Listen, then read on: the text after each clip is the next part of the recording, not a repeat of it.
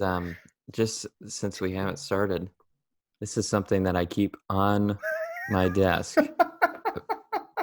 Master Chief For riding an Eevee. riding an Eevee.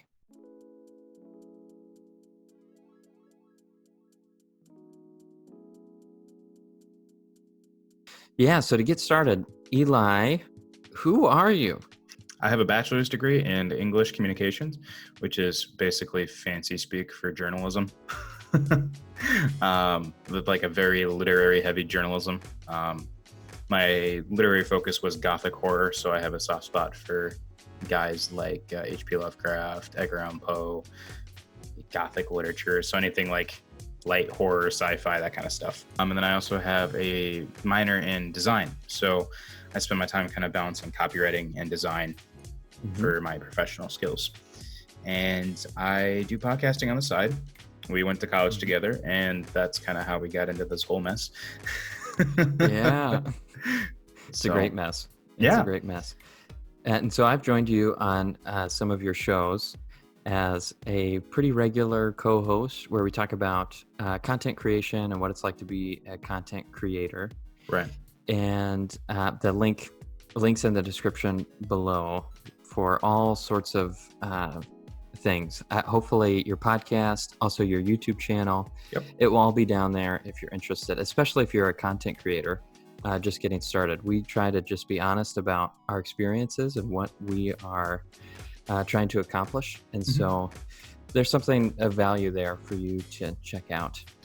For me, the documentation process that we're kind of doing comes from my more freelance work and also my other podcast called Interview, NTRVW, where I actually talk to other artists, designers, writers, musicians, other, content creators, whether or not they're like social media people or whatever.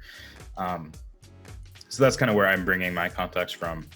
But now that we're starting to do stuff like this, we're going to start collaborating on, YouTube videos, and me potentially even making my own YouTube videos that would fit more in line with your channel.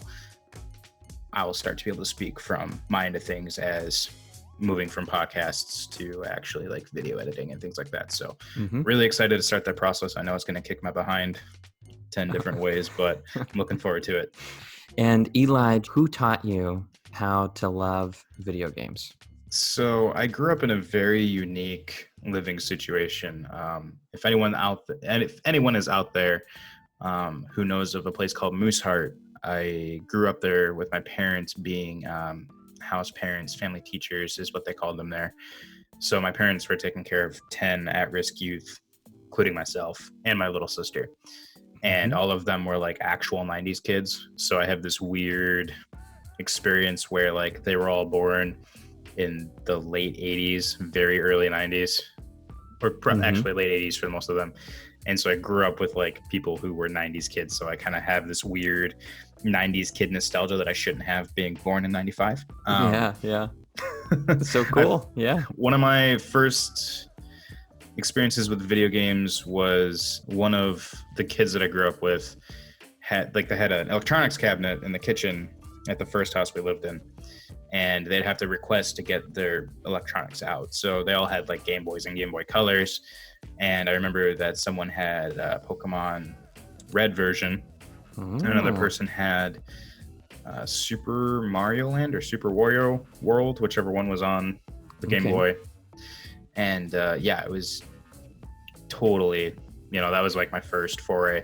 One of my most vivid memories was actually one of the boys got a PlayStation for Christmas, and they were playing Oddworld, and I was just fascinated with the original Oddworld because it looked brutal and it was weird, and it kind of had that like steampunk gothic vibe to it that I guess stuck with me into my studies. With the news that just recently came out around BGE2 about just how they've used this program called ZBrush to help create some of the assets in the new game, but most recently used in the trailers that they've been creating for the video game.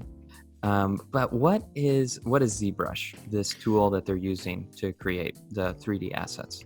ZBrush is basically taking sculpting and bringing it to the 3D space. And if you just want a simple summary of of what was there in that hour and 30-minute long video. Denise Takes has a wonderful video on it, and maybe it will be up in the corner there in the eye. I'll put it there. You can check it out there. So much went into these trailers. It was a massive production. What were some of the things that stood out to you, Eli, as you watched some of the trailer sort of behind the scenes footage? And I thought what was really cool was that when they said that the trailer was technically a running game, I didn't realize that what went into a game is that you still have all of these effects layered on each other.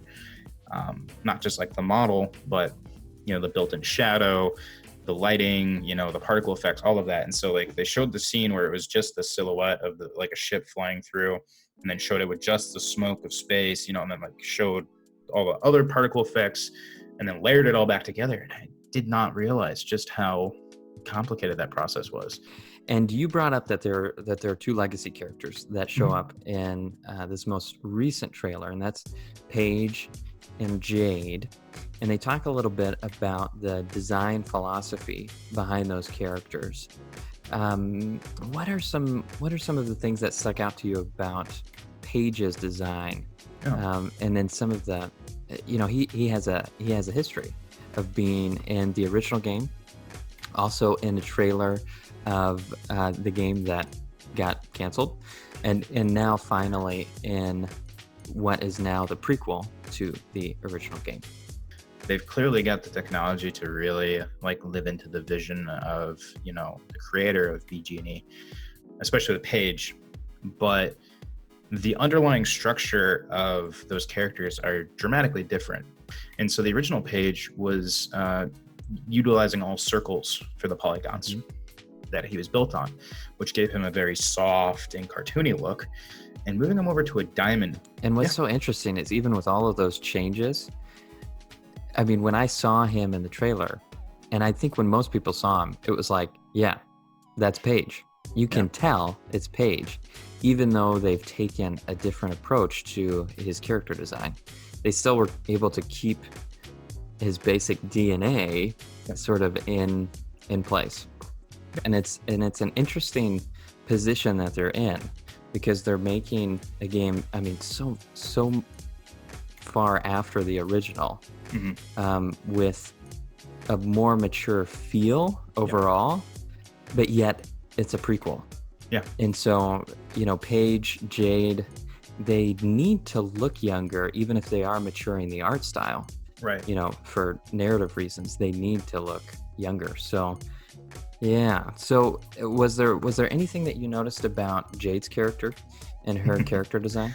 One of the guys on the panel was talking about how the way that he made Jade look younger and still kind of have that mature, sinister look was that he made her eyes bigger, which if like you've seen anime, a lot of people think that it's just a stylistic choice, but it's to really emphasize that people look younger.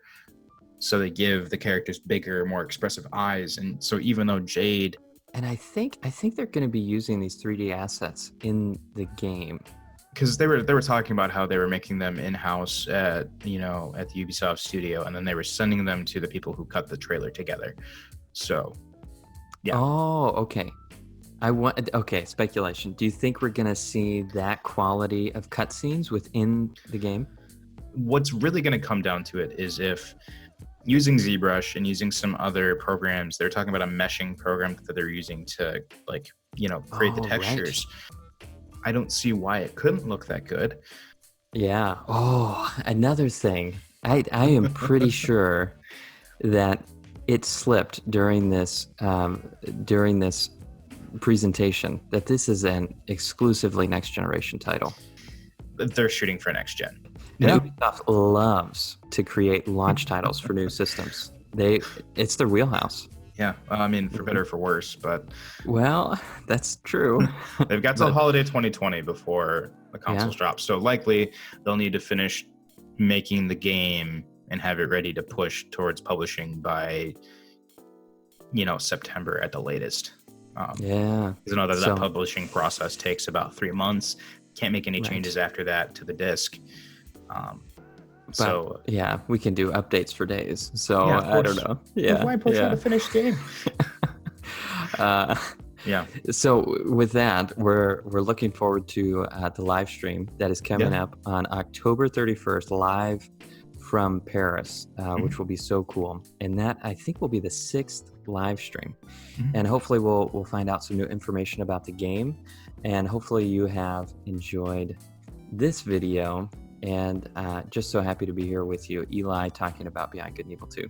Yeah, man, I'm looking forward to creating more content with you, getting my feet wet, doing maybe some review discussions, Yes. you know, So we've diving got into some other things titles. in the works. Yeah, So keep your yeah, eyes peeled.